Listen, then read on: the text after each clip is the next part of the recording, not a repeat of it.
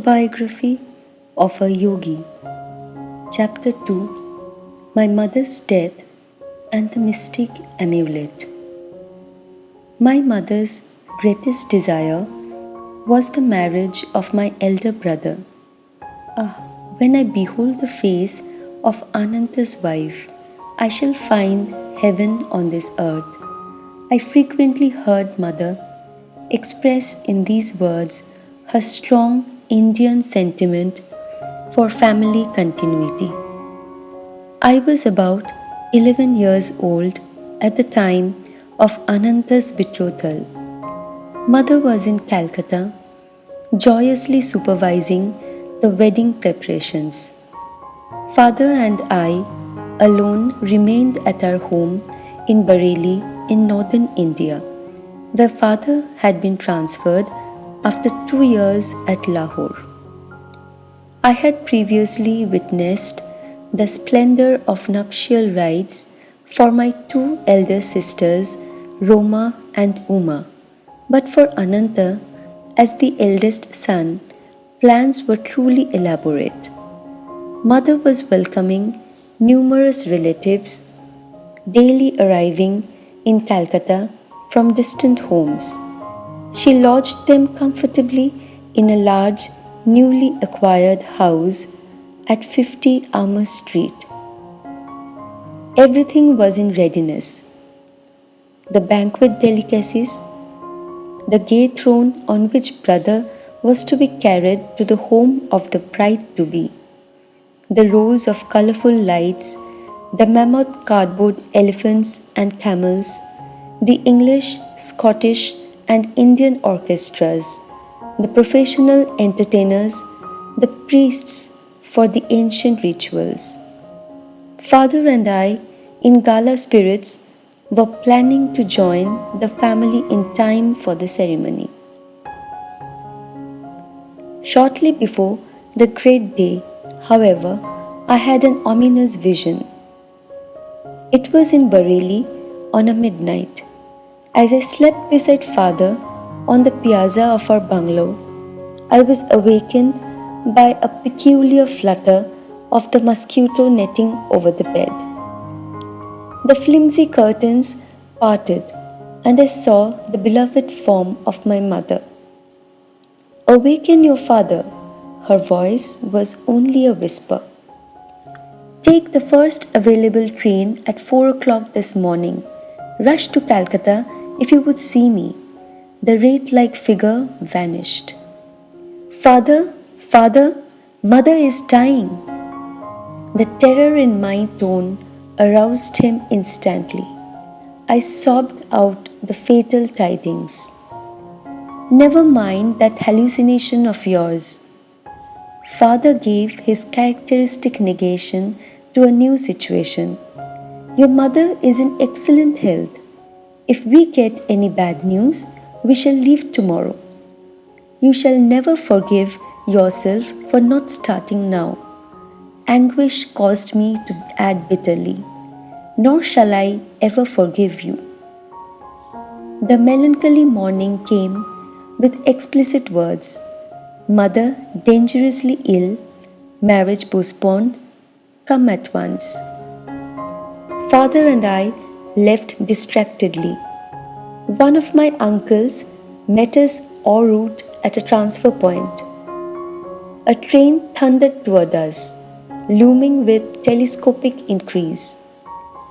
From my inner tumult, an abrupt determination arose to hurl myself on the railway tracks. Already bereft, I felt, of my mother.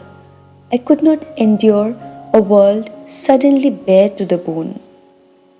I loved Mother as my dearest friend on earth.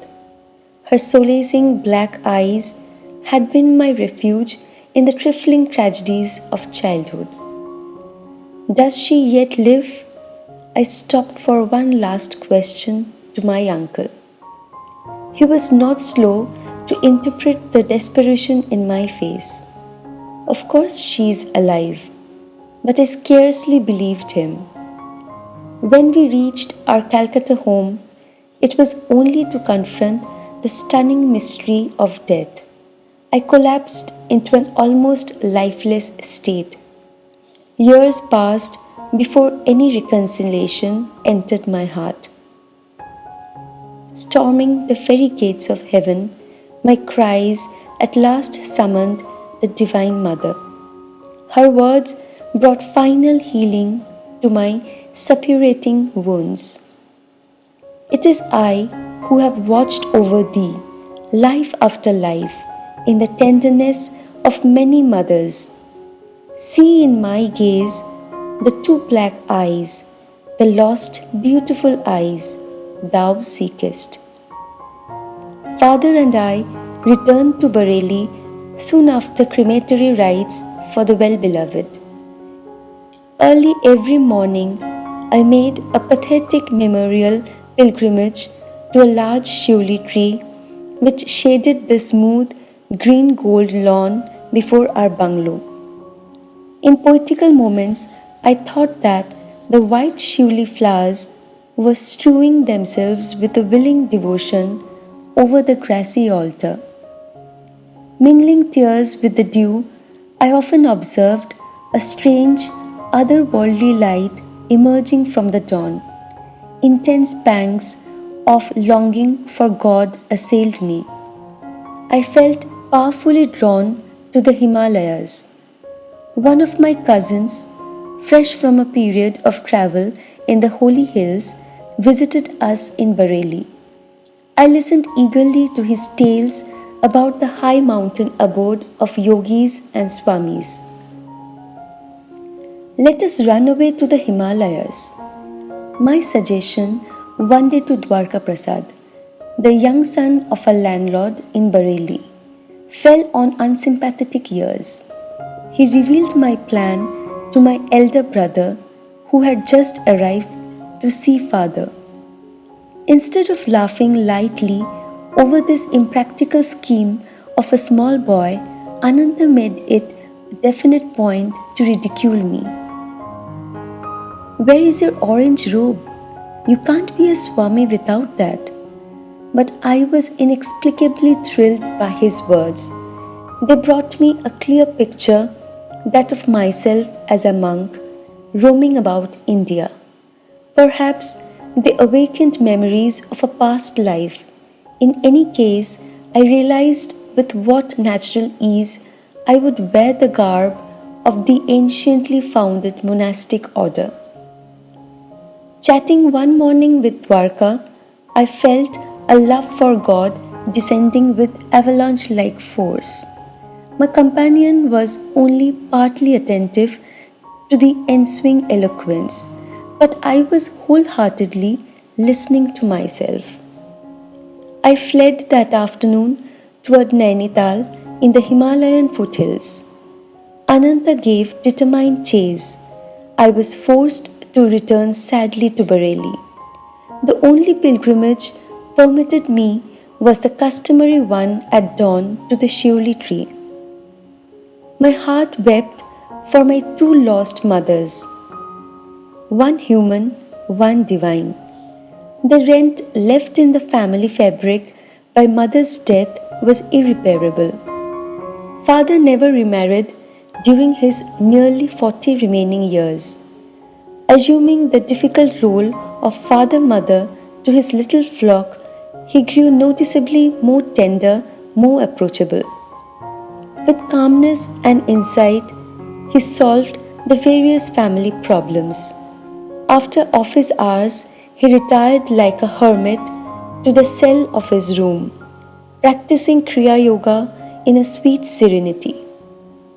Long after mother's death, I attempted to engage an English nurse to attend to details that would make my parents' life more comfortable. But father shook his head. Service to me ended with your mother. His eyes were remote with a lifelong devotion. I will not accept ministrations from any other woman. 14 months after mother's passing, I learned that she had left me a momentous message. Ananta had been present at her deathbed and had recorded her words, Though she had asked that the disclosure be made to me in 1 year, my brother had delayed. He was soon to leave Bareilly for Calcutta to marry the girl that mother had chosen for him. One evening, he summoned me to his side. Mukunda, I have been reluctant to give you strange tidings. Ananta's tone held a note of resignation. My fear was to inflame your desire to leave home. But in any case, you're bristling with divine ardor. When I captured you recently on your way to the Himalayas, I came to a definite resolve. I must not further postpone the fulfillment of my solemn promise. My brother handed me a small box and delivered mother's message. Let these words be my final blessing. My beloved son Mukunda, mother had said, the hour is here when I must relate a number of phenomenal events following your birth. I first knew your destined path when you were but a babe in my arms. I carried you then to the home of my Guru in Banaras. Almost hidden behind a throng of disciples, I could barely see Lahiri Mahasaya as he sat in deep meditation. While I patted you, I was praying that the great Guru take notice and bestow a blessing. As my silent devotional demand grew in intensity, he opened his eyes and beckoned me to approach. The others made a way for me. I bowed at the sacred feet. Lahiri Mahasaya seated you on his lap, placing his hand on your forehead by way of spiritually baptizing you. Little mother, thy son will be a yogi. As a spiritual engine, he will carry many souls to God's kingdom. My heart leaped with joy to find my secret prayer granted by the omniscient Guru. Shortly before your birth, he had told me you would follow his path. Later, my son, your vision of the great light was known to me and your sister Roma, as from the next room we observed you motionless on the bed. Your little face was illuminated. Your voice rang with iron resolve as you spoke of going to the Himalayas in quest of the divine. In these ways, dear son, I came to know that your road lies far from worldly ambitions. The most singular event in my life brought further confirmation, an event which now impels my deathbed message. It was an interview with a sage in the Punjab. While our family was living in Lahore, one morning the servant came into my room. Mistress, a strange sadhu is here. He insists that he see the mother of Mukunda. These simple words struck a profound chord within me. I went at once to greet the visitor. Bowing at his feet, I sensed that before me was a true man of God. Mother, he said, the great masters wish you to know that your stay on earth shall not be long. Your next illness shall prove to be your last. There was a silence, during which I felt no alarm but only a vibration of great peace. Finally, he addressed me again. You are to be the custodian of a certain silver amulet. I will not give it to you today. To demonstrate the truth in my words, the talisman shall materialize in your hands tomorrow as you meditate. On your deathbed, you must instruct your eldest son Ananta to keep the amulet for 1 year and then to hand it over to your second son. Mukunda will understand the meaning of the talisman from the great ones. He should receive it about the time he is ready to renounce all worldly hopes and to start his vital search for God. When he has retained the amulet for some years, and when it has served its purpose, it shall vanish. Even if kept in the most secret spot, it shall return whence it came. I proffered alms to the saint and bowed before him in great reverence. Not taking the offering, he departed with a blessing. The next evening, as I sat with folded hands in meditation, a silver amulet materialized between my palms, even as the sadhu had promised. It made itself known by a cold, smooth touch. I have jealously guarded it for more than 2 years, and now leave it in Ananta's keeping. Do not grieve for me, as I shall have been ushered by my great Guru into the arms of the Infinite. Farewell, my child, the Cosmic Mother will protect you. A blaze of illumination came over me with possession of the amulet. Many dormant memories awakened. The talisman, round and anciently quaint, was covered with Sanskrit characters. I understood that it came from teachers of past lives who were invisibly guiding my steps. A further significance there was, indeed, but one may not fully unveil the heart of an amulet. How the talisman finally vanished amidst deeply unhappy circumstances of my life, and how its loss was a herald of my gain of a guru, may not be told in this chapter. But the small boy, thwarted in his attempts to reach the Himalayas, daily travelled far on the wings of his amulet.